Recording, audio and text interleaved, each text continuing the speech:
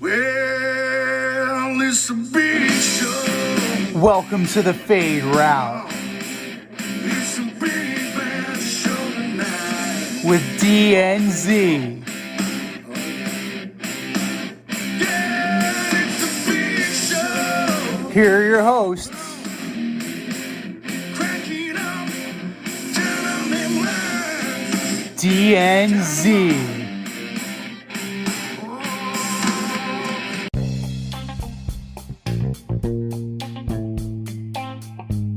Welcome to this week's episode of the Fade Route with D and Z. I am D. We have a great show for you tonight. We're going to talk about how the Browns proved us wrong, how the Giants redeemed themselves, and the start of the World Series. We begin today's show discussing how the Jets finally picked up Joe Flacco. They finally caved and listened to us. Zach Wilson got hurt in the first half against the Patriots on Sunday, and Mike White was forced to come on in relief. Jets, coming off of a bye week, went into Foxborough and lost to a team that had only beaten the Texans and the Jets, and had only won one game, had won no games at home all year. Zach Wilson's out for the next 4 weeks, with the red-hot Cincinnati Bengals coming on Sunday. Z, what should the Jets do now? It's a loaded question, I guess. Right? Oh, what should they do? Let's see. Let's first go over their team ranks in the league. 29th in passing yards, 32nd in rushing yards, so dead ass last in rushing, dead ass last in points for, and 29th in points against. So, suffice it to say, this season's over. So, if I'm Joe Douglas, I'm rolling with Mike White, and I'm seeing what I have. I am taking any veteran that could possibly net me a draft pick, and I am dealing them off before the deadline. So, if that's Jamison Crowder, if somebody wants Barrios, if somebody wants Mosley, like whoever Who didn't play? Who also didn't play. didn't? No, He no. didn't even play.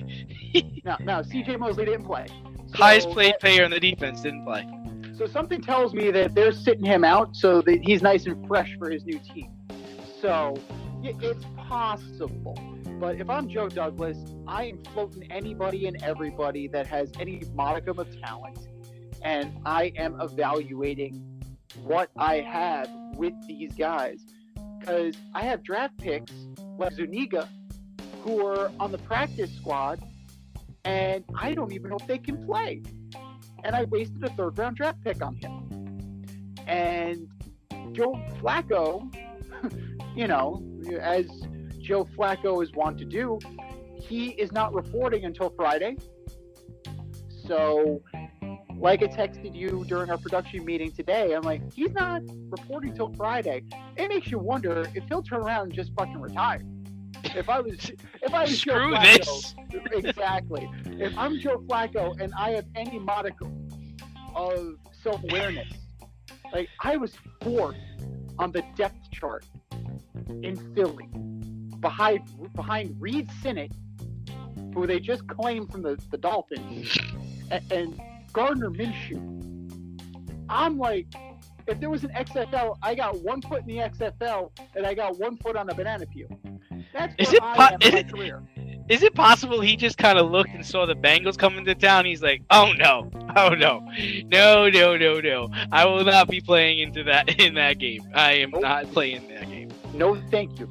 Considering the fact that last season he did fill in for an injured Sam Darnold and went 0-4. So if I'm Joe Douglas, I punt on the season. I evaluate who I have: Marcus May, Vallcondios, Mosley, and anybody that could get me any kind of pick. And I hope to God that Seattle keeps sucking, because then I'll have 2 picks in the top 10, and I could even possibly package them together and get a friggin' Super Bowl. Aaron Rodgers, I'm looking at you. Yeah, I mean, what was the plan though? Like, There was no plan. that's what I'm trying to say. Like, you purposely ended up in this situation because you didn't pick up a veteran quarterback in camp. So now you're forced to pick up a veteran quarterback now, and it cost you a 6th-round pick. Meanwhile, if you just kept Teddy Bridgewater, you wouldn't have had to trade anything, which I keep stressing. Teddy Bridgewater is having a career year for Teddy Bridgewater.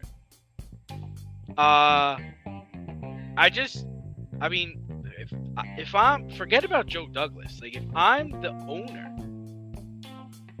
you can't look back at the last few years and smile or nod or think, hey, we are heading in the right direction. So you just walk around the office, you stop in to every department, every area, and just let them know there's going to be a hard reset next year. Because that's what needs to happen. The culture of the team needs to change. I listened to Robert Saleh in his press conferences, and it's like, either the guy doesn't get it, or he's full of shit. So that's just not going to do good for me. That's just not going to work for me anymore. I mean, it's a little ridiculous that you had a bye week. You went in to play a division opponent that we haven't beaten in 6 years, and you lose by 35 plus. And it's what? Next man up? And the first reaction on Monday or Tuesday is, you know what we need? We need Joe Flacco. Get Joe Flacco on the phone. Let's get him in here. That's the response?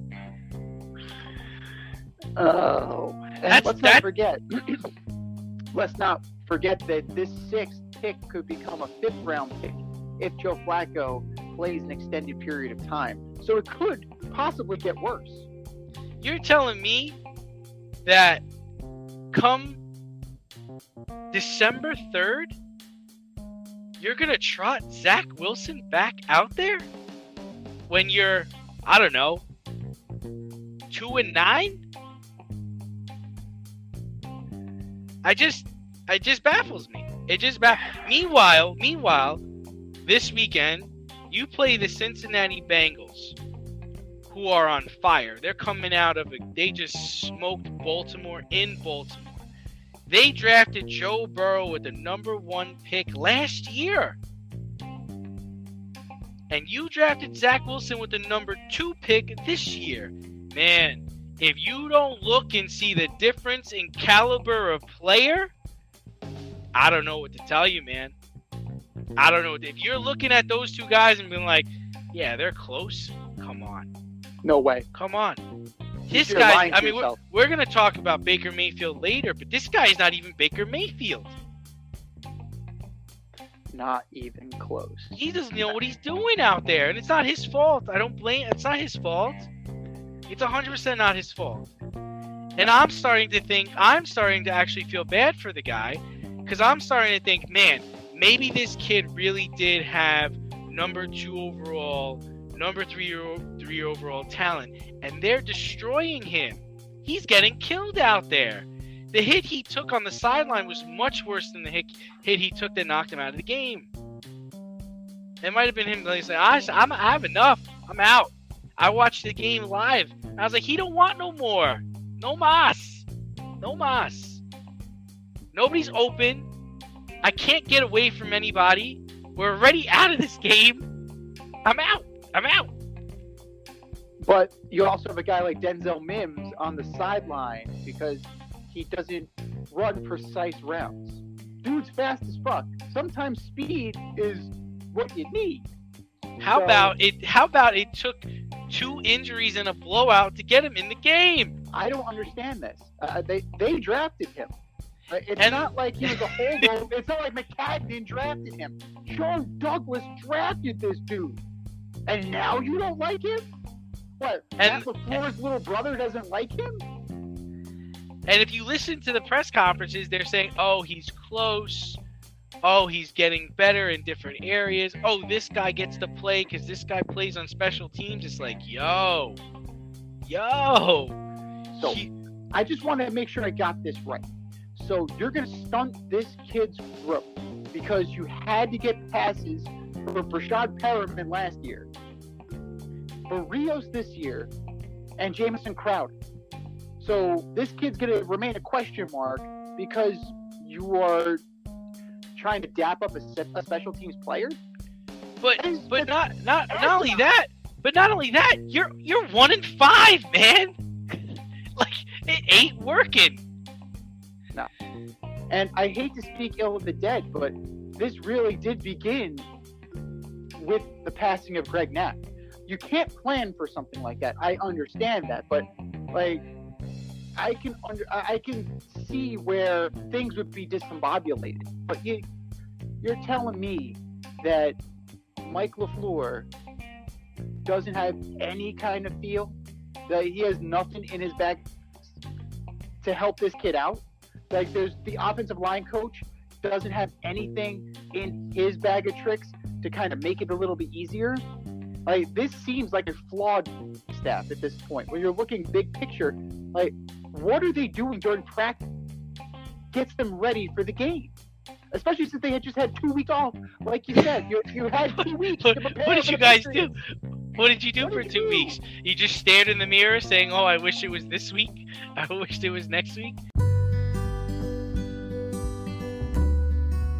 Avoid messy accidents. Get better stopping power with your brake pads. Callahan brake pads. You never know when you'll be driving in the road and there will be a truck tire that you need to avoid and save your family. Callahan Auto. We really care about what's under your hood. Moving on to another former Jets terrible quarterback. The Giants won thanks to a terrible game from Sam Darnold. Can the Giants keep this going? And should the Panthers trade for Deshaun Watson? We'll start with the Giants first. Good win. A game that neither one of us picked, I believe. I think I believe we are overrating Carolina at this point. And it is amazing to me how they still have accumulated talent, but without Christian McCaffrey, they are absolute dog shit. And Sam Darnold has been exposed. Yeah. Again, he's the guy that we saw with the Jets. And I feel bad. Like, this was supposed to be his fresh start. He was supposed to prove the naysayers wrong. All he did was remind you of who he was. As far as the Giants go, they finally broke out a little bit of creativity. You had a wide receiver pass to Daniel Jones for the first down, looking like Odell Beckham with that catch. But still more injuries. Now Jabril Peppers is out. Like, Devontae Booker's picking up the slack for Barkley. Slayton was back. Shepard is close from what I understand. Can they sustain this for 1 week? Yes. Because you're facing a sorry City Chief defense. That's the one reason why I can say with a degree of certainty that the New York Giants can sustain this for a little bit longer. Eventually, the cream rises to the top, and they will not rise to the top. They'll clearly be in second or third or fourth place in the division, depending on whether or not Washington gets its head out of his ass, and if the Eagles just bottom out like it appears like they are. To me, this was really more of an indictment on Sam Darnold, and I don't know. I'm reading reports that there's a deal in place with Miami. As long as Stephen Ross is assured Deshaun Watson's legal troubles get settled and there's some sort of resolution. But at this point, I don't know. It's 22 allegations. It's been months. Just deactivate this guy. Just do what Major League Baseball did to Trevor Bauer and get this guy out of here. There are other options for the Carolina Panthers if they want to salvage their season. There are definitely, call Denver, See if they want Drew Lock. See if they want to give up Drew Lock. Like, you have opportunities. Tyrod Taylor might be available for Houston. Like, they just dealt off Mark Ingram. Clearly, they're in selling mode. Maybe you can peel off a guy like Tyrod Taylor. Gardner Minshew. Like, he's not doing anything. Like, maybe Philly would be willing to deal him off for like a thing. You know, you have other options, and frankly, better options than a guy who might be serving multiple suspensions for conduct off the field that is detrimental to the team. So, and then if you're going to drop him mid-season, now all of a sudden he clearly was, the Houston locker room had gotten poisoned. Now drop him into the middle of a Carolina locker room. Yeah, you may poison the well, because now these guys got to talk about him, and they never even met him. I'm like, how do you do that? I'm like, I guess he's cool. I don't know. I've never met the guy. Like, I don't know. But we're gonna keep chugging along. But it's bad right now. And I wouldn't touch Deshaun Watson with a 10-foot pole. And I wish Roger Goodell had the guts to do what Major League Baseball did and just shit can this guy for the season until everything gets resolved. Yeah, so first, talk about the Giants. I think they can keep this going. The Chiefs are 3-4. They could lose. They could definitely come to New York and lose on Monday Night Football. Yeah. They didn't even score a touchdown last weekend against Cincinnati. And against Tennessee. And Tennessee is dead last against the pass. They're dead last against the pass. You have Tyreek Hill, Travis Kelce, and Patrick Mahomes, and you couldn't even score one touchdown? Panthers? Yeah, I'm going to go with you. They shouldn't trade for Deshaun Watson. They're missing McCaffrey right now. He does change the game. And I know how you feel about him, but when he's on the field, he has to be accounted for. And the fact of the matter is they won 3 games without him. They lost 4 games without him. They won 3 games with him, and they lost 4 games without him. So clearly, he's some kind of difference maker. To just talk about the Deshaun Watson thing just a little bit before we move on, it's just they just need to say what's going on with this guy. Like, what's going on? Why isn't he playing? And why is the NFL investigation not over yet? What are we waiting for? There are no charges against him. What's the problem? Because Houston was actually playing pretty good early in the season. If they just had a more competent quarterback, they might have won some of their games. It's not fair to the people. It's not fair to the fans. It's not very fair to the other players in that locker room. So they really just need to resolve the issue. And yeah, if you want to pull a Trevor Bauer, you can go ahead and do that. But these things, he hasn't stood trial for anything.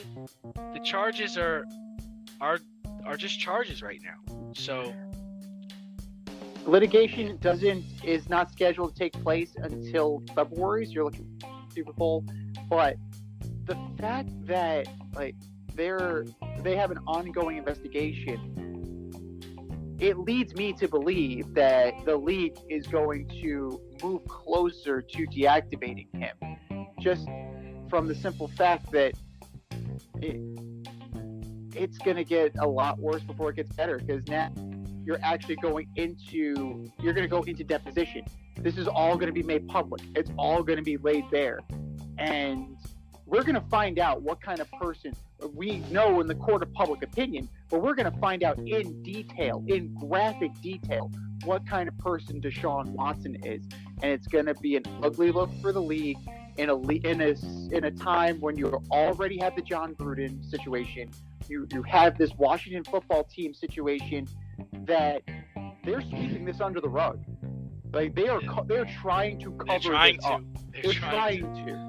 They're trying real hard. They're trying real fucking hard.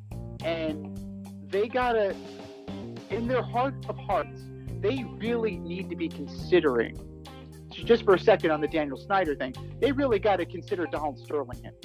They really got to consider Donald Sterling this guy, because it's been nothing but trouble since he took over the team. And then to couple all of that with the Deshaun Watson situation, which occurred before all of this, There's several body blows that the NFL is absorbing, and in terms of public perception, they can't absorb much more. So the best thing they could do is to just wash their hands of him until the legal process takes place, and all the settlements take place, or if criminal charges eventually, there are some criminal charges, if anything comes to fruition, just the best thing you can do is just say, we're not going to stand for this, and we'll be done with it.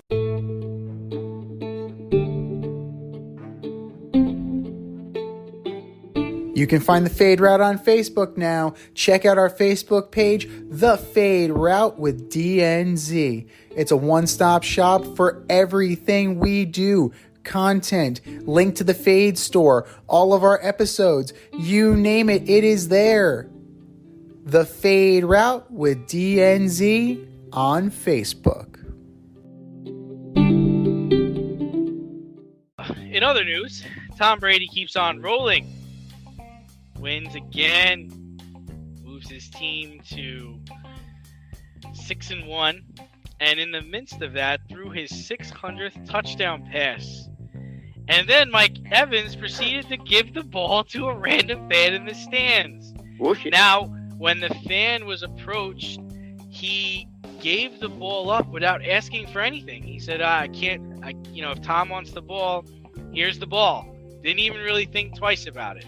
And then after he gave the ball, he started thinking about it, and he wanted some stuff, but the team was nice enough to give him a nice haul. He got 2 signed jerseys from Tom, along with the helmet, signed Mike Evans jersey and game cleats, $1,000 credit to the team store, 2 season passes for the remainder of this season as well as next season, and a crypto and a Bitcoin from Tom Brady, valued at about $60,000. So I ask you, if you had that piece of history in your possession, what would they have to do to get it from you? Well, let's first address the gentleman, Byron Kennedy, by name. Byron, Booby, you cannot let go of that ball. You gotta hold on to it with death grip. You gotta put super glue on your fucking hands, and they cannot pry it from your hand. You have leverage at that moment. It's like Jeter with his 3,000 hit, and it was a home run. The gentleman caught the ball. He caught all that leverage. Roger Maris's 61st home run, caught that ball. He had all the leverage.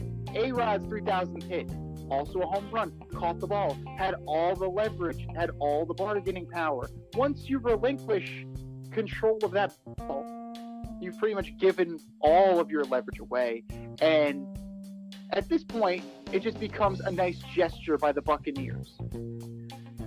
That being said, the appraisal value of this ball is somewhere between $500,000 and $600,000. I'm not a greedy man. I would happily take a little cash. A donation to a charity would be nice. Maybe a meet and greet with Tom Brady. Nothing crazy. That's just me. I'm not a greedy person. I'm listening to other people. I'm listening to FAN. They're calling in. I'm looking to set up my kids' college funds. No. First of all, this ball shouldn't belong to Tom Brady, in my opinion. Really? He's the in my opinion, it goes straight to Canton and it's locked in the Hall of Fame. He is the only person to ever have 600 touchdown passes. So he's the first and only. That ball is NFL history, not just Tom Brady history.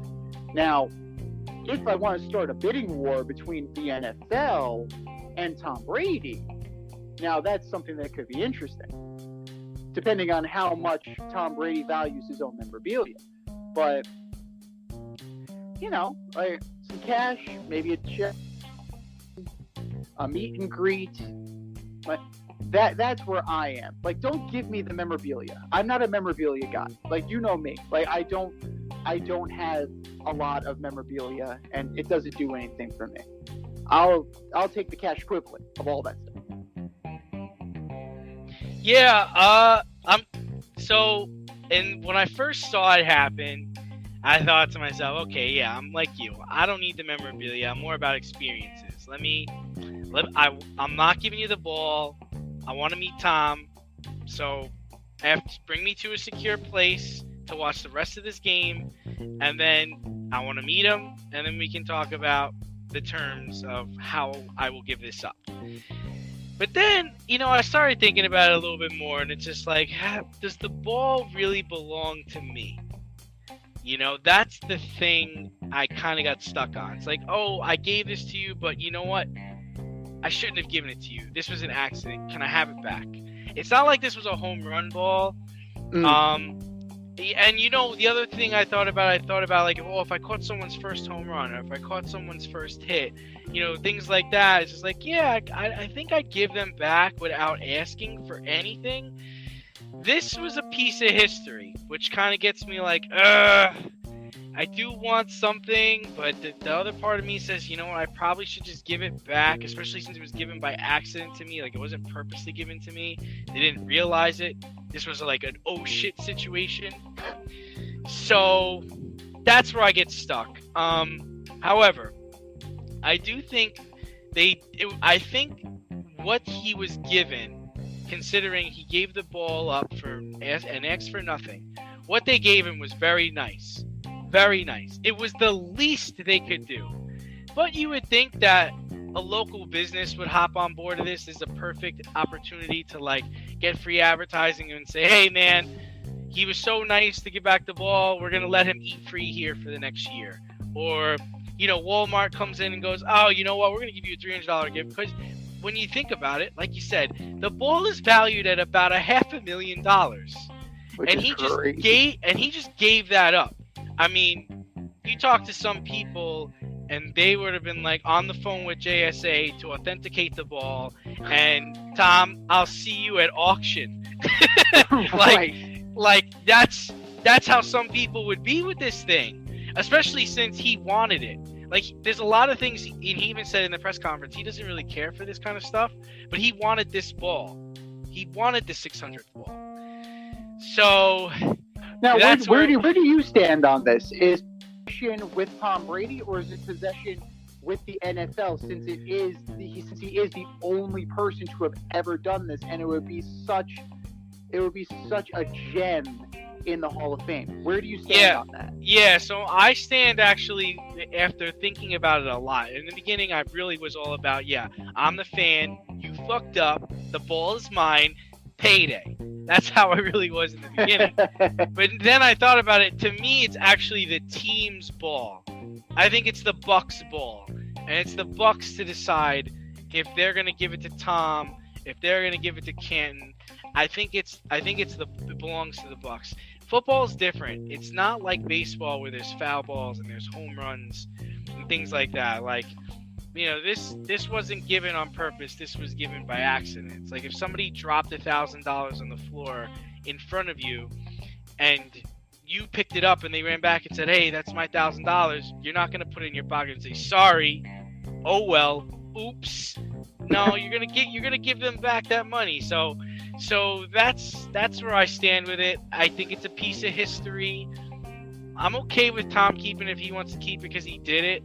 I would be upset if he tried to spin it into an auction item, maybe for one of his charities. I might try and turn a frown eye to that, because that $500,000 ball, we know it's going to turn into $1 million ball someday, right? Sure. It's going to go up. It's going to go up. So I think a great deal of gratitude needs to be given to Byron, because he's a genuine person, and it was. And the thing about it is, I think you also get stuck in the moment. You get the ball, he probably didn't realize it at first, and then they came over and said, Tom wants the ball, and you're like, oh, okay, yeah. I mean, yeah, here's the ball back. He didn't really think about the ramifications of it. Oh, because even they had him online. He's like, man, I would have liked to go a round of golf with Tom.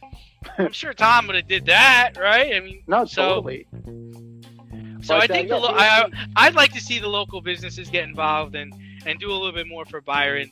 He got a great haul, $1,000 in the team store is like whatever, but I mean the jersey, the cleats, the helmet, the season tickets is big, and he got a Bitcoin, which is valued at about $60,000, and it lets him decide what he wants to do with it. If I want to keep it and see where it goes, or I can cash it in and get taxed like crazy. No, for sure. But then you also have to take into account that clearly this was a revised offer, because the first offer was just booed out of the building by everybody.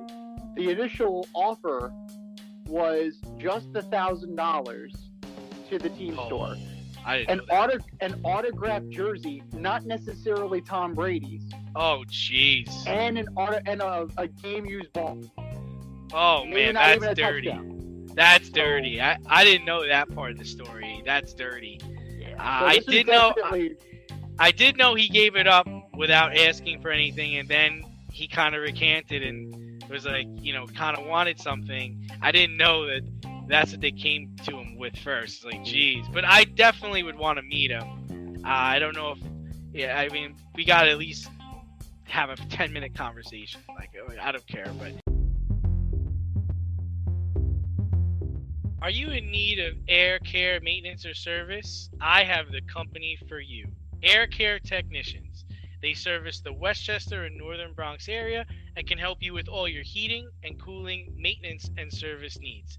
Just give them a call at 914-315-1547. Again, that's 914-315-1547. Or shoot them an email at aircaretechnicians@gmail.com. These guys are the real deal, as they are veteran-owned, licensed, and insured. Make sure to tell them that D&Z sent you. Moving on, in case you missed it, the Braves are in the World Series. They beat Walker Buehler and the Dodgers in Game 6, as you predicted. Will the Astros' victory in the world, if the Astros were to win the World Series, if they were to beat the Braves, would it exonerate them from the cheating scandal of a few years ago? In short, no. If it was the exact same team, maybe.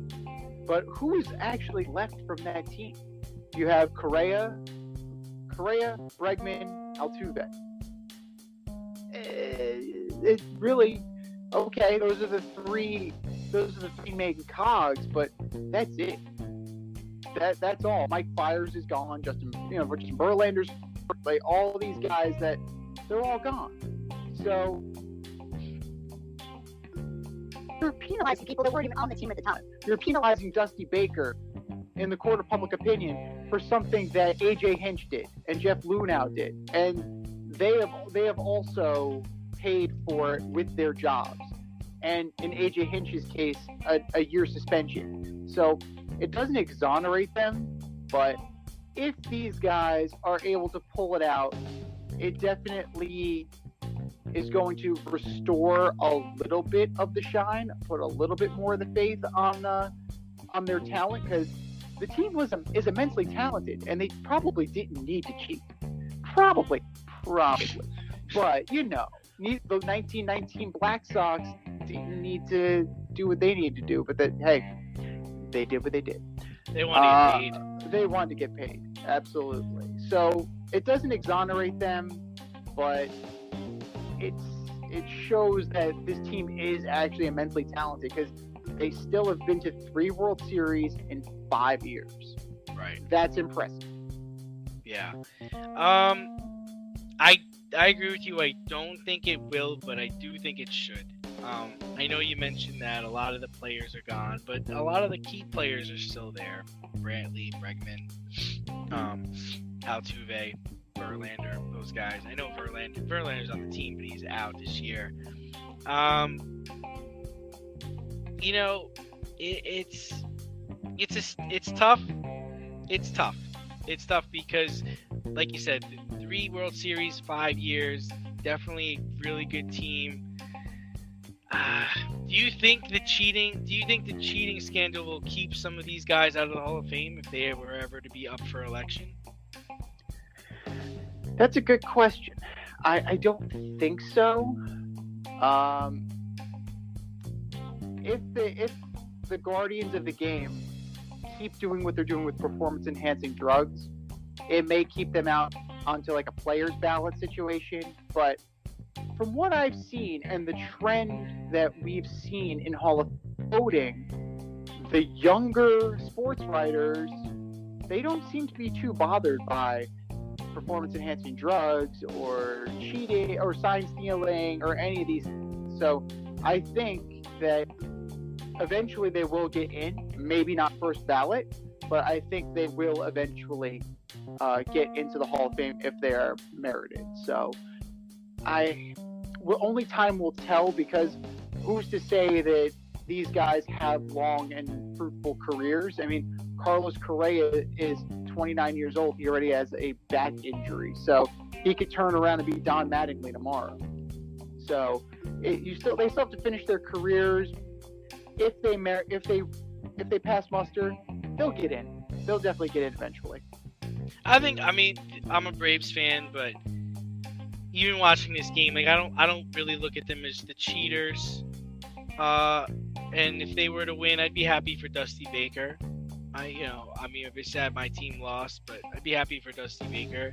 And they did it, but I don't know how much they actually really needed it, truthfully. And I also don't know how much it really changed the outcome of the game, because their pitching was lights out in the postseason. It wasn't just them hitting. They won games 2-1, 1-0. Like it wasn't all hitting. Their pitching was outstanding. Yeah.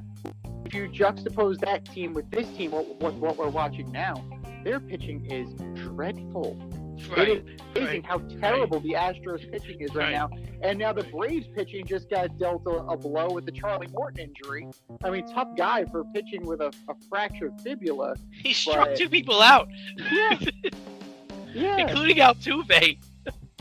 But, kudos to him. But this definitely deals the Braves a blow. And as a Braves fan, like, how do you come back from something like that? Max Fried's already out of this game. He's not looking so hot. And then you have Ian, and like you were really counting on Morton to be your innings guy. And what do you got? Bullpen games the rest of the series? Pretty much, or Fried on short rest. Well, it should be interesting. What do you think the Astros need to do to win the World Series? How do you think they could beat the Braves? What do they have to do to beat the Braves? Jump on them early and don't let them up. This is going to be an offensive series.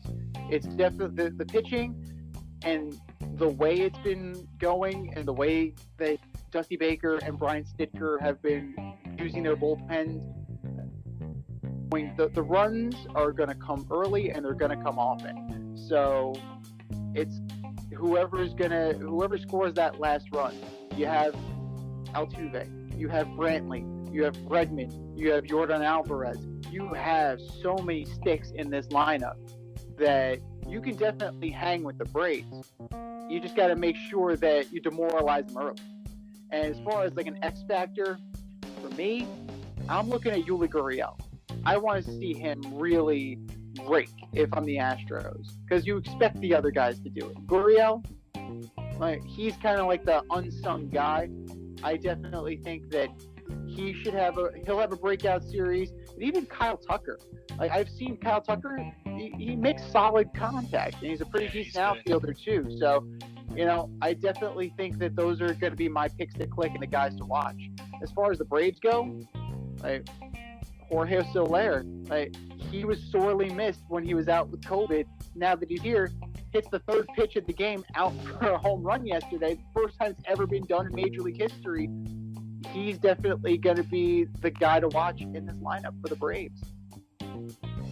Yeah, I mean, for me, I kind of agree with you. I think it's if the Astros are going to win here, they got to outscore them, pound the baseball, get to their bullpen. Will Smith is trash, and I love the Braves, but he's a trash closer.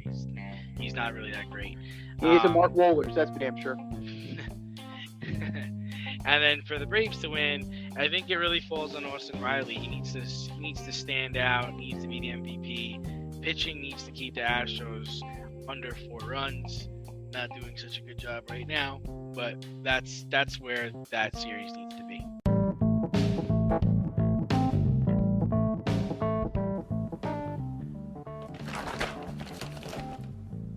If you've ever listened to a podcast and thought to yourself, hey, I can do this, then do I have the tools for you?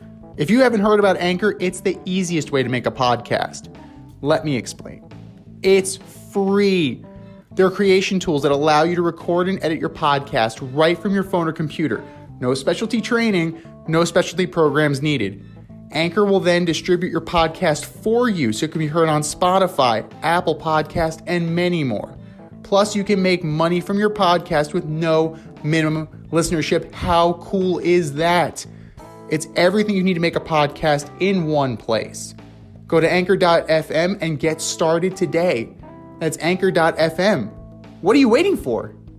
Download the app.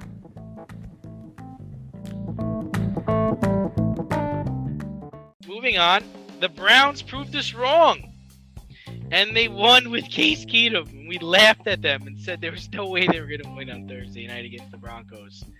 What did the win do for Case Keenum's future and Baker Mayfield's future?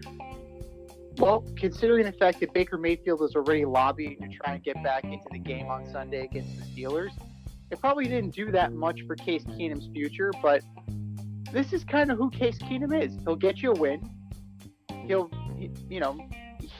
You can do worse, but you can do a lot better.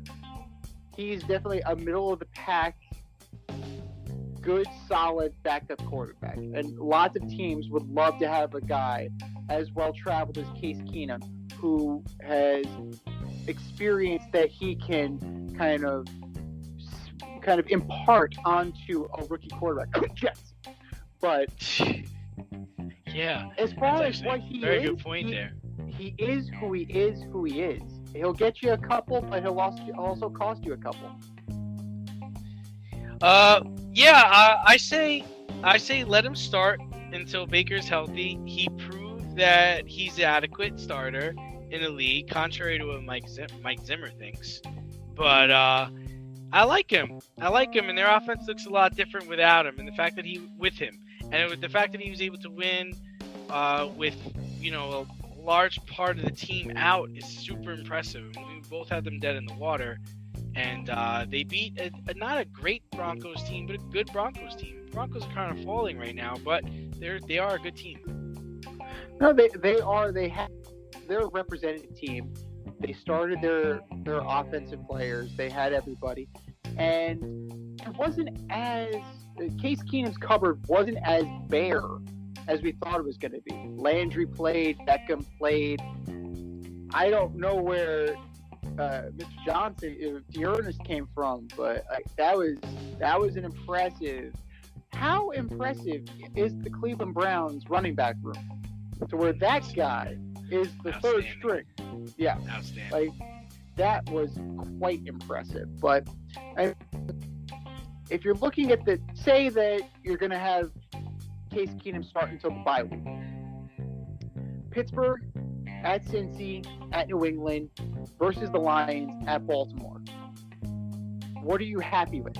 If you are Kevin Stefanski, how many wins are you content with? 2. Really? Until I'm healthy. Absolutely. I need to get to Thanksgiving with a healthy team.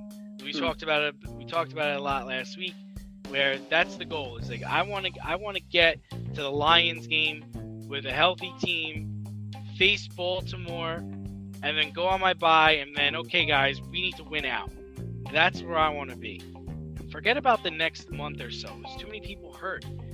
Chubb can't even get in a full practice, man. He's practicing limited right now. Yeah. And Hunt's out. But these other two guys are good, but there's a reason why they're not starting. Yeah. That stuff comes to light eventually. No, it definitely does. And in this schedule, like, I need 3. Honestly, New England's not that good. Detroit is not that good. And Pittsburgh isn't that good. These are all games that I should win, in my opinion. Even depleted, I have a better team than those 3 teams currently. So that's my mindset. 2 is fine. I would definitely like to have 3 because Cincinnati is not losing anytime soon.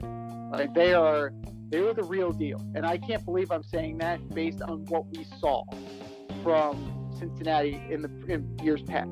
But they definitely look like they are the real deal. Baltimore's not going away.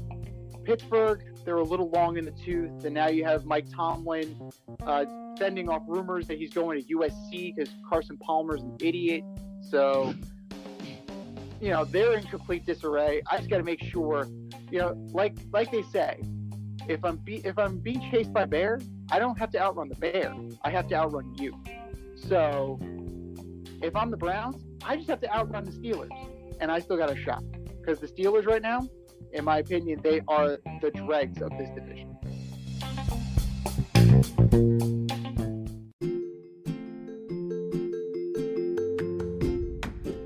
You can't help but smile when you see a balloon. The simplest occasion is a party. Westchester Pop Stars, located in New Rochelle, New York, offers balloon styling and decor for all life's events. Birthdays, anniversaries, weddings, showers, school and corporate events, store openings, or just because. Westchester Pop Stars takes balloons and shapes them into works of art, creating decorative installations for your special occasions. No event is too big or too small, and their custom personalization service is top-notch. Westchester Pop Stars is a private studio, quickly expanding. In-person consultation is by appointment only. Send an email to westchesterpopstars@gmail.com for more information or to schedule an appointment. No need to hire an event stylist. All you need is balloons. Currently servicing Westchester, Putnam, New York City, and Connecticut. To find Westchester Pop Stars, search for them on Instagram, Facebook, or Google.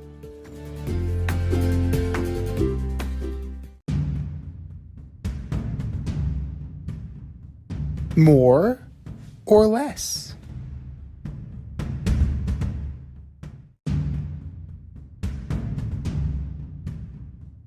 All right, boys and girls, that's how it works. We have a phrase. It's either more likely to happen or less likely to happen. Let's see how we do. More or less, Cam Newton catches on with the team before Deshaun Watson. Yeah, I'm gonna go less likely. It seems like Carolina has pulled out of the Deshaun Watson sweepstakes, but Miami still seems to be in it.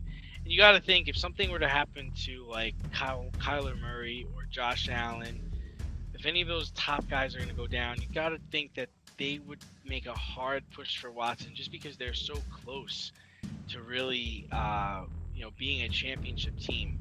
Cam seems to be done, as terrible as it sounds. I just don't think he's going to catch on with anybody this year. I'm going to go more likely, just from the simple fact that, but here's why. Hear me out. Just the sheer number of allegations against Deshaun Watson would make him nuclear in most situations. Now, in other situations, it's going to be the fact that he hasn't been active. We're now going into, we're almost halfway through the season, and he has not yet been active, and he hasn't taken a hit. He hasn't done any of these things. We don't know what he's doing in practice, or if they're even letting him practice. They're staying around the team, but then they're not dressing him. So to say what's going on, Cam Newton was at least in a training camp. Cam Newton at least was practicing. So if you get Cam Newton in early enough, like Arizona, I think would be perfect for him. Cleveland would be perfect for him, because he doesn't have to be the guy. You got to think that the longer, just to bring up Watson again, the longer this goes on, the more you kind of think, man, this must be true, right? Yeah. Where there's smoke, there's fire, man. And the longer they wait, the longer they're investigating, it adds weight. It adds credibility. It's just wild. It's wild. Yeah. It really is wild. It absolutely is, and this is what is. This is why it's incumbent upon them to shit or get off the pot. Like either deactivate this guy or let him on the field. Because, I mean, you don't want to, you don't want to put him out there and suffer the media backlash, particularly since it's unresolved. And like you said, the longer this goes, the more likely it is that it's true, because they're investigating and they're digging up stuff that we haven't even heard yet, stuff that's going to make John Gruden blush. So it is going to be salacious as hell when it all comes out, and most organizations would easily label that a distraction. So I would take Cam's wacky outfit over whatever Deshaun Watson is at this point, and whatever will come of it. I just wouldn't touch it if I was an NFL executive. More or less likely, Matthew Stafford feels bad for Jared Goff. Now, we asked this since Matt Stafford is 5-1 with Jared Goff's team, and Jared Goff has yet to win a game with Matt's old team, the Lions. And they met on Sunday in a bludgeoning. I don't think he feels bad at all. I actually think he feels relieved. I haven't seen Matt Stafford smile this much since like his second year in the league. He seems so happy and so free to be playing with talented players. So yeah, I think it's less likely that Matt Stafford feels bad for Jared Goff. There's no doubt in my mind that Matthew Stafford doesn't give a shit about Jared Goff right now. He's like, better you than me, bro. Better you than me. But if you look at Jared Goff's numbers, right? The guy that Sean McVay couldn't wait to get out of town, the guy that Jeff Fisher didn't want to start, instead he brought Case Keenum in, and Case Keenum was starting for that team over Jared Goff. It's not, the numbers aren't terrible despite being 0-7. I mean, the touchdown to interception ratio isn't great. 8 touchdowns, 6 picks, but 1,773 yards, 66% completion. Representative. It's a representative season. He just needs better weapons around him. The Lions are close. Like, the Lions are very, very close. And it's only a matter of time before they get that first win. Matthew Stafford went from the outhouse to the penthouse. It's just, let's call it what it is. Like 19 touchdowns, 4 picks, but you're throwing to Robert Woods, you're throwing to Cooper Kupp. You have a cupboard, you have a stable of weapons that you can only dream of in Detroit. Like, you actually have that. Yeah, I think it's interesting how everybody was quick to make fun of Jeff Fisher after the Rams got to the Super Bowl with Jared Goff, but now, Jared Goff's in another space, and Sean McVay, like you said, really was itching to get rid of him, which is crazy. Yeah, I mean, we have to see what happens. The thing is with Matt Stafford is I haven't seen anything that I hadn't seen before. No. To put it nicely, like I saw this in Detroit. I saw this. And in Detroit, it was just that they gave up more points than Matthew Stafford could put up, right? It wasn't. So I'm not seeing anything different from him. I think he's the same guy. He never was a big interception or a turnover guy. He got hurt a lot, but yeah. So it remains to be seen. Yeah, it's definitely, he is who he is, and the one thing he does better than Jared Goff is deliver the deep ball. That's the one thing. That's huge. Yeah. I mean, he's turning Jefferson into, a top 3 receiver. Like he is making that guy's career right now, because Jared Goff, no way in hell is he delivering these passes to Jefferson for these touchdowns. more or less likely, Lamelo Ball wins the MVP over Luka and the rest of the NBA? Oh man, I like this one. I think it's more likely. I'm all in on him this year. Huh. I think he gets the Hornets to the playoffs. Right now, he's averaging 23-6. Hornets are 3-1, just like the Knicks, Milwaukee, and the Heat. I mean, it's early, but I think he's in for a big year. He's super talented. It turns out that the Ball brothers can play. Lonzo really's turned around his game too. He's shooting over 40% from the field now, and he's shooting a respectable 38% from three. It's very impressive. Very impressive. I think I got LaMelo more likely. I'm going to go less likely just for the simple fact that there's a lot of people. Like, he cherry-picked LaMelo and Luka, but there are so many players, and it's such a long season that, yes, LaMelo Ball is having a great start to the year, 22.8 points per game, 6.8 assists, shooting almost 50% from the field goal. You're looking at, shooting 50% from three. It's a great start, and Charlotte is having a great start. But if you look at Luka, you're looking at 23, almost 24 a game, 11 rebounds, 8 assists, almost 9 assists per game. It's definitely, he's going to have some competition. And that's not taking into account guys like Jokic, the reigning MVP, Giannis, Donovan Mitchell. There's so many players. I mean, Devin Booker. Like, you have so many players that you discount if you don't take the field. So there are too many great choices. As of right now, these are very fine, but there's too many great players, and there's one gentleman that we have not mentioned that you can never count out, and that is one LeBron MF James. Right. You know as well as I do that LeBron can win this award whenever hell he feels like it. Every year. Whenever he feels like it. If he wants to set up Russ and let Russ do his thing, then by God, he's going to do it. Or if he's going to say, that's okay, little homie, I got this, and he'll become the point forward, he'll do that too. So, yeah, I hesitate to take anybody over LeBron James, regardless of age. But it's right now, lots of stacked superstars, lots of talent out there to choose from.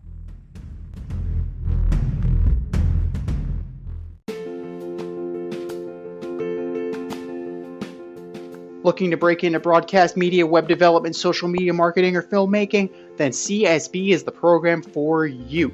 From day one, you'll be trained hands-on by industry pros like friend of the show Rob Adams, whose goal is to get you trained and get you working in months, not years. CSB offers 8 and 16-week programs in small class sizes designed to give you the personalized attention you need.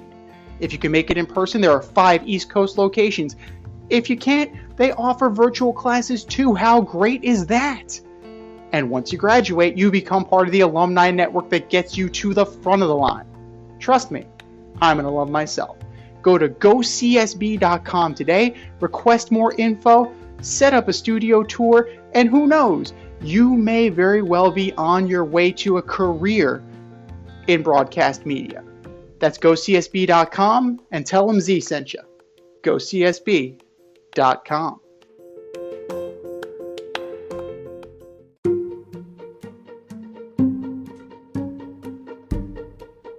The Fade Store presents the Alleged Superstar of the Week Award.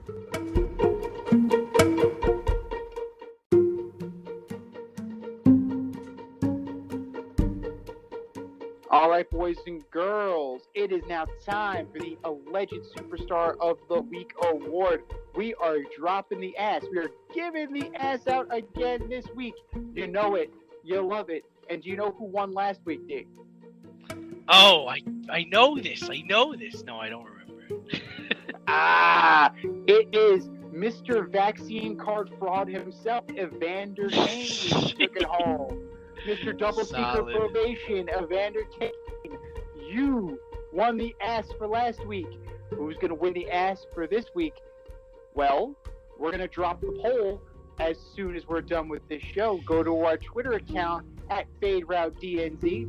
Vote early, vote often, and you can help us determine who wins the Alleged Superstar of the Week award. So, D, who are your nominees for the week? Oh, man, I got all quarterbacks this week. Okay. First, Alleged Superstar of the Week, Patrick Mahomes, Mr. $300 million himself.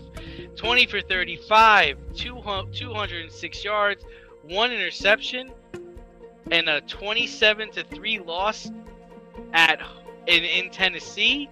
Yikes. Alleged next great quarterback? I think not. Mr. Mahomes, you are the Alleged Superstar of the Week. Number 2, Taylor Heineke scores a touchdown in Lambeau Field, does the Lambeau leap, and the touchdown was called back. Taylor Heineke, what are you doing, man? Just focus on trying to beat the Packers. You are my Alleged Superstar of the Week. And my third is my last quarterback, Sam Darnold. After I praised you the week before for playing solid against the Vikings, and I blamed your receivers for nobody catching the ball, you go 16 for 25 for 112 yards and an interception. You get benched for P.J. Walker, who goes 3 for 14 and 33 yards. Good Lord. You were so bad that they wanted to trade you to get a guy that can't even play right now. Gosh. You started off 3-0. We were slurping you and your team. You've lost 4 straight. Sam, I'm sorry, buddy. You are my Alleged Superstar of the Week. How about you, Z? All very valid choices. I went baseball heavy for this one, but I'm looking at you. Mookie Betts, closeout game. 0 for 4. What are you doing? 174 in the NLCS against a team that is not very pitching rich. You, Mookie Betts, are my Alleged Superstar of the Week. Walker Buehler, number 2. 4 runs, 7 hits. Granted, on short rest because Max Scherzer couldn't go. But still, don't take the ball if you can't get the job done. 4 runs, 7 hits in a losing effort. Walker Buehler, you are my Star of the Week. Transitioning quickly to football, Justin Fields, 23 of 32, 184, 3 picks, 2 fumbles, 1 fumble lost, 35-3. 8-3, excuse me, Jesus Christ. Justin Fields, you are my Alleged Superstar of the Week. And last but not least, this one is breaking. The Cleveland Indians for getting sued by a roller derby team over the use of your new name that you have not even taken yet. And then trying to lowball them on the offer to buy the name off of them. You, Cleveland Indians, are my Alleged Superstar of the Week. Ladies and gentlemen, we have made our case. It is time for you to make yours. Go to the Twitter poll at FadeRouteDNZ. Vote early, vote often, and for our nominees.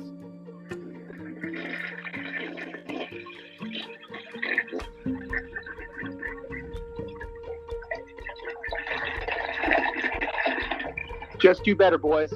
Just do better.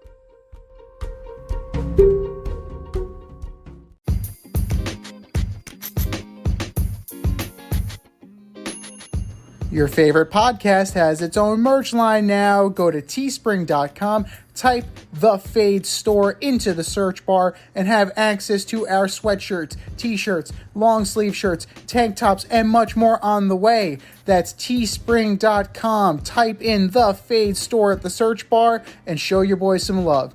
Rep the Fade Route brand only at the Fade Store, only on teespring.com.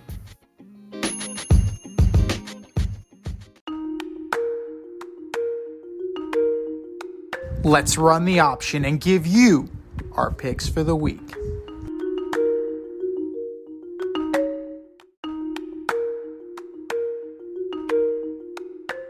for the option, ladies and gentlemen. How'd you do last week, brother? Oh, that's a good question. Let me count up my wins. I don't think I did very good. Let's see. I got 1, 2, 3, 4, 5, 6, 7, 8, 9. 9 wins last week. Not too shabby. That's a solid week. Above. Yeah, that is pretty good. I got 9 and 4. Yeah, that was pretty good. 9 and 4 is a solid week, man. Big one Absolutely. was I took the Bengals over the Ravens. That was a big one. Yeah, absolutely. Well, you know what? For me, it was the Titans game. Like, that was the one that took me over the top. I went 11-2 last week. Holy shit! But the games I lost were, of course, the Broncos and Browns. You know, I missed that one. We missed that one big time. But a new week, clean slate, and let's do teams on the bye this week: the Ravens and the Raiders. But starting tomorrow night, possibly the game of the week already, 6-1 Packers at the undefeated 7-0 Cardinals. Who you got? Yeah, I have to go with the Cards here, just because the Packers are battling COVID. No Devontae Adams and no Alan Lazard. That's what it looks like right now. So I'm going to take the Cardinals. This is a tough one because Aaron Rodgers, his record is better. He's undefeated when Devontae Adams isn't on the field. And Vance Joseph was kind of poking the bear a little bit in his presser, saying that maybe he tries to force Devontae some balls. But on the other side, you also have J.J. Watt not going to be there. I believe it's a shoulder injury, but he's of no you know, consequence. That guy, you know, let me just tell you, that guy was making fun of everybody. He was saying everyone's making excuses for why the Cardinals are 6-0. It's like, dude, you played on the Texans and you asked to be traded. Shut up. Just get down there and play. You cannot talk at all. You bandwagoned onto this team. I don't want to hear you. Just go play football, dude. You're not your brother. Your brother's a better player than you. I think TJ's a better player than him. At this point in his career, TJ is a better player than him. Absolutely. I'm going with the Cardinals as well because they're healthier and they're a more complete team than the Packers are. Sunday, a Halloween affair. Maybe you dress up, maybe you don't dress up. Maybe the Jets will. Bengals at Jets. Are they going to dress up as a winning team for Halloween? This is going to be 31-zip Bengals. Giving you the score, too. Woo. So I'm going to take the Bengals as well. Over or under 4 picks for Mr. White in his starting debut. Under, but he'll have 3 picks and a fumble lost. Solid. We call that Fumbles always Justin get Fields. you. We call it a Justin Fields. He'll have a Justin Fields kind of day. Titans at Colts. That's a good game. I'm actually gonna take the Colts in this one. Colts played a really damn good game against the 49ers in San Francisco. Learned a lot about the Colts last week. We did. We definitely did. And I was very surprised with it as well, considering the fact that it was in such inclement weather that you would think that it would negatively affect the Colts. But both teams, I mean, they put up a combined 48 points. That's pretty impressive considering the conditions. I'm going to take the Titans. They're rolling right now. And until somebody can stop Derrick Henry, I just can't roll with anybody else right now. Rams at Texans. Yeah. Tyrod might come back, but I'm taking the Rams. I'm taking the Rams as well. It's not going to be close. Wolford will probably play the fourth quarter. The Texans are probably going to just start peeling off some of their players as the deadline approaches. Rams in a rout. Steelers at Browns. I'm going to take the Browns. I believe in Keenum, especially if Keenum plays. I believe in them. And Chubb should be back. You know, Ben's mediocre, 7-4, 7 touchdowns, 4 interceptions. Yep, I'm sticking with it. Browns. I'm going with the Browns as well. The Steelers haven't showed me anything this year that indicates that they're trending in the right direction. This is a year of transition, and it wouldn't surprise me if they are looking at a quarterback next year in the draft. Eagles at Lions. You know what? I think the Lions get a win. I don't really believe in the Eagles. They rack up their points in the second half of games. Lions got to win at some point. Dan Campbell has this team playing for him. They're 0-7, but they could easily be 3-4. Very easily. I'm going to take the Lions as well, and they're going to beat up the Eagles. Not just beat them up. Going to make Nick Sirianni wish he was still a coordinator in Indianapolis. Niners at Bears. Word on the street is Nagy's got COVID, which is very tempted for me to pick the Bears. But So you're saying there's a chance. So I'm gonna go with the other team though. Niners is the smart pick. Mitchell was running the ball very well. Jimmy G can't have a worse game than he had last weekend, and a lot of that can be explained away by the inclement weather. Justin Fields is not ready for prime time. Niners. Panthers at Falcons. Panthers at Falcons. Man, I'm going with the Falcons. They seem to be having their shit together. They're playing decent ball. Matt Ryan's playing well. Yep. Keep it going. Kyle Pitts is going to torch these guys. They're getting Calvin Ridley back. Offensively, they're fine. The question is about the defense. And they're facing Sam Darnold. Need I say more? The Falcons are going to win this one pretty easily. Dolphins at Bills. The AFC East matchup, taking the Bills off after their bye. They'll play good. The Dolphins are going nowhere fast. They're mired in this Deshaun Watson rumor mill. Now you got Tua. It's like, I don't not feel wanted, which is a huge double negative. So clearly it's in his mind. The Bills are pretty handily going to take this one. We're into the 4 o'clock slate. Pats at Chargers. I'm going to go with the Chargers. Yeah, I think I'd feel better. I'd feel differently if the game was being played in Foxborough, but pretty sure it's being played in LA. So, yeah, I'll take the Chargers. Pats on the road. Chargers out of a bye also. For sure. I'm going to take the Chargers as well. They're a more well-rounded team. The Pats, they're going to play well. I definitely, there are some things that you can take away from last week's beatdown of the Jets, but it's not going to be as severe. But it's going to be a closer game than people are thinking, and I think the Chargers will be there at the end. Jags at Seahawks. I think the Jaguars are going to win. I just don't like this. I don't like the Seahawks, the way they've been playing. Geno's not bad. They need Russell Wilson, and Chris Carson's out. He's always hurt. So yeah, I'm going with the Jags. Man, we are hitting on the same upset specials this week. This is very interesting to me. I'm taking the Jags as well. I saw some good things, that they're building towards this. Geno has been good.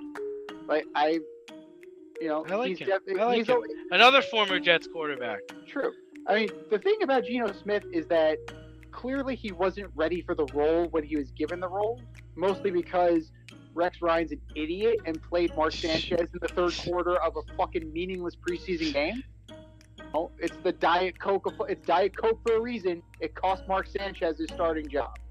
But I've seen the maturation process of Geno Smith when he was with the Giants, when he was with the Chargers. Now he's with the Seahawks. He looks better at every single stop. And you can see he's more mature, has a better grasp of what he's doing. That being said, it's not enough. He needs more around him. And the Jags are set up to pick them off. Washington football team at the Broncos. This is a tough one for me. I had a tough time picking this one, but I think I'm gonna go back on this. I'm going with the Washington football team. They played the Packers pretty well. They had 2 touchdowns taken away from them. Well, I mean, their defense is a little overrated. It's a little bit exposed right now, so maybe they'll get it right. Heineke's playing, man. Like, you can't say enough about the job that Taylor Heineke's done for the Washington football team. I think the Broncos defense is a little bit better, and Teddy Bridgewater's not going to force anything. Broncos get to 500 this week. Bucks, it's Saints. Yeah, it's easy. Bucks, they're rolling now. Bucks are rolling. Rolling. Their secondary still banged up, but the Saints aren't going to be able to challenge them. So Alvin Kamara will get his. I don't think anybody else will. Bucks are going to win this one pretty easily. Sunday night. Sunday night. Cowboys at Vikings. The boys, even though Dak is questionable to play, his foot's still not healed. So, but I'm still going to go with the Cowboys. That's a tricky one. It's definitely a tricky one for sure, but as long as Zeke and Pollard are healthy, I'm going to roll with the Cowboys. The Vikings are better than we thought. They're definitely better than we thought, but Cowboys should take this one with Dak or not. And our Monday night delight, the Giants at the Chiefs. Oh, I was actually close to picking the Giants, but I just think the Chiefs are going to have a chip on their shoulder this week, and it's going to lead to a victory. So I'm taking the Chiefs. I'm going to take the Giants. I hope. Man, I'm right that would be about this. amazing. That would be a fantastic win. Amazing. To go into Arrowhead and take on the Chiefs and beat them. Oh, that's right. It is in Kansas City. You're right. It's in Kansas City. I thought it was in New York for some reason. Yeah. Well, it's tough sledding either way, but the Giants, you know what? They could pull it off. I mean, 100%. Absolutely can, and the MVP of this team is going to be Graham Gano. So Gano is going to at least have, I'm calling 15 fantasy points. Oh, so you're telling me I should pick him up. So I need to pick him up. Dude, if you're looking for a fantasy kicker, Graham Gano is your guy. I am. I'm in the market. There you go. Graham Gano is a great way to go. But here's the real question. For Monday night, you watching the Manning brothers or are you watching... Oh, Manning brothers all the way. Hilarious. I'm becoming a bigger fan of Eli Manning every single time I watch it. He is hilarious.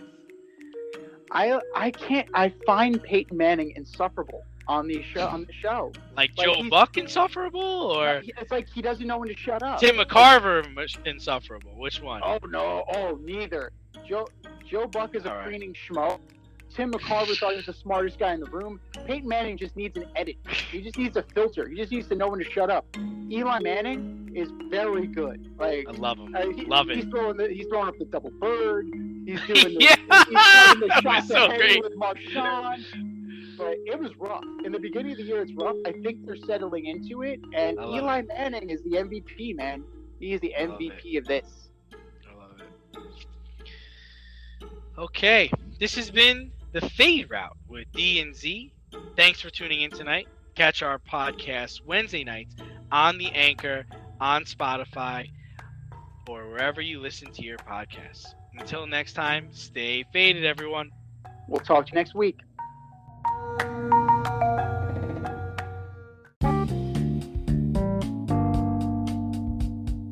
If you want to get in on the action, we want to hear from you. Hit us up at Fade Route Podcast on IG, faderoutemail@gmail.com, or slide in our DMs at Twitter at FadeRouteDNZ. Questions, comments, picks, segment suggestions, you name it. We want to hear from you. Get at us, in crowd.